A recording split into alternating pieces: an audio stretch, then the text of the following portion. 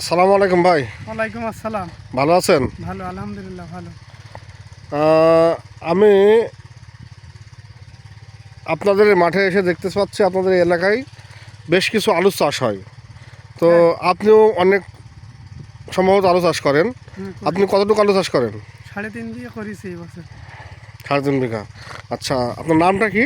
মোহাম্মদ মনিরুল। এই গ্রামের নাম কি? বালিয়াঘাট।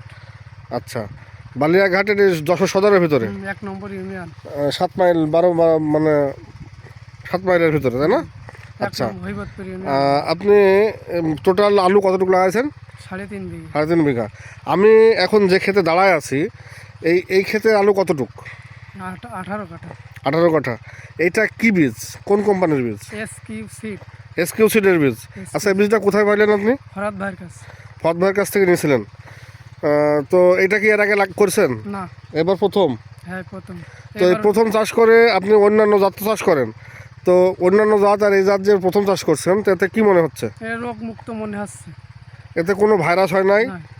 এর ফলন কেমন হবে মনে করছেন? আশা তো করি যে ভালো হবে।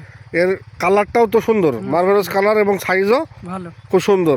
তাহলে আগামীতে কি এটা চাষ করা যাবে? ইনশাল্লাহ। এটা তাহলে আপনি আগামীতে চাষ করবেন বলছেন। হুম। তাহলে আপনি আশা করি নিজেও চাষ করবেন এবং আশেপাশে কেউ যদি চাষ করে তাহলে বলবেন। হ্যাঁ, বলবো। কোম্পানিটার নাম? SQ seed. ধন্যবাদ ভাই।